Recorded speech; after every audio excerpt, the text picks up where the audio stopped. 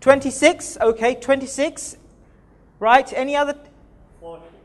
40? 60?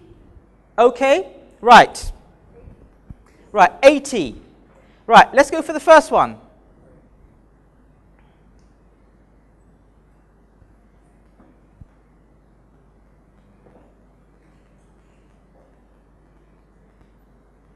Just to keep you in suspense. Okay, the first one. The most accurate figure we have is from the census. That's the only national survey. Now, it's quite old now, 2001. But I have been in many organizations, government bodies, where they think there are more than 5 million Muslims. The actual figure that we have is 1.6. Now, current estimates are around about 2.3 million. But the only confirmed figure we have, where it goes to every household, is 1.6 million. So not bad. Only 2% of the households are Muslim households. It's 1.9%, so it's just under 2. Now, in the majority of government bodies that I've spoken to, most people think the figure is something like 10%. Some people in other organizations and in working groups, members of the public, have this impression that Muslim households are as high as 20%. Only the other day, I was sitting with somebody who was in charge of the local council's frontline communications, who swore to me that she thought 35% of all households were Muslim households. What it shows us is the power of perception. Next one. We make up less than a quarter of the world's Muslims. Less than a quarter. According to the Pew Study research, we make up less than 0.1%. But it's probably higher than that now. But it's less than a quarter. It's very small. Over a third of British Muslims are Londoners. Over a third. So just under a half live in London. All seats had Muslim voters. This was a surprise find for myself as we did our research.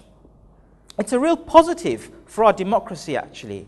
It shows a spread. Of course, the numbers vary, but in every seat, which means in the remotest seats, there are a minimum of 30 voters across England and Wales. Okay, just some statistics in terms of the makeup. 2.7% of Britain is Muslims and some of the other major groups.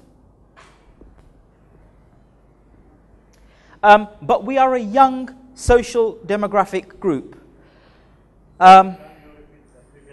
Yes, I mean it's fairly standard information. You can just go back to it, but it shows us the rough makeup of religious affiliation in the United Kingdom.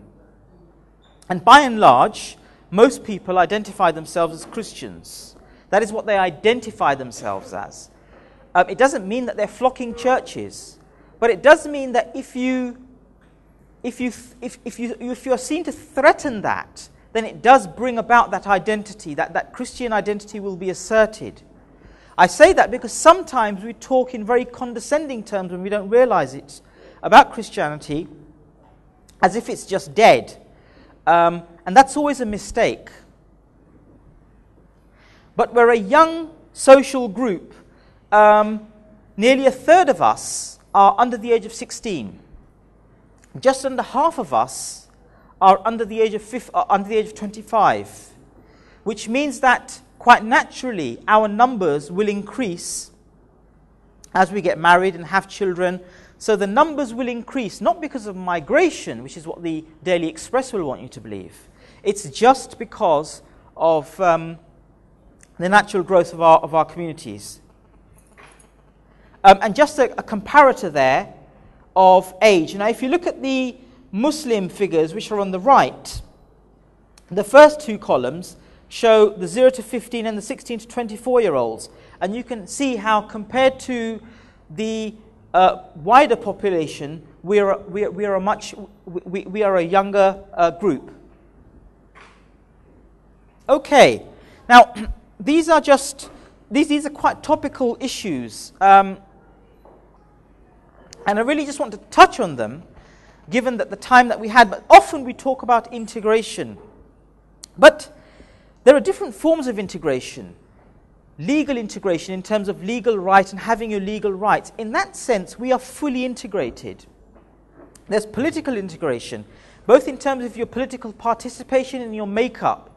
What could be more integrated than all 570 seats having a noticeable number of Muslims? Over 240 seats have a population base of 1,000 or more. 240 of those 570 seats had a local population base of 1,000 or more. Then there's social integration, and perhaps that's where what the issue is for lots of people. It's about understanding and being comfortable with cultural dynamics. What do we mean by Muslim identity? And often I think this is quite an artificial construct. When you think of early Islam, there was no differentiation between belief and culture, because everybody was an Arab, and it was within an Arab context that a call was made to God. Now we have these questions, and these are burning questions for second generation and third generation migrants generally. How do I identify myself? But sometimes in trying to identify yourselves, we can sometimes assert things that may be quite unnatural, but it's a phase that we're going through. So maybe this zeal in wanting to have a Muslim or an Islamic of everything will subside with time and with later generations. What do we mean by British? We're not really clear about that either in this country.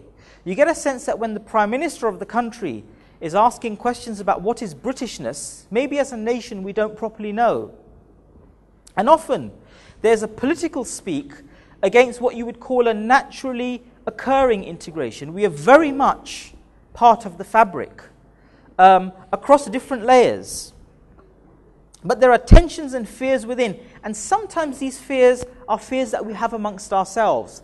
Fears perhaps that are driven by that political speak that make us threatened, fears of what assimilation really means. But also, I'd like to say, things don't move that fast. So in South Africa, Muslims have been there for centuries.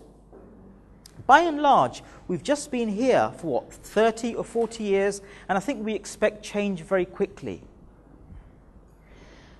We'll just flick through these, but it's not very happy reading, I'm afraid. My work is social policy research, and it's about facts as well.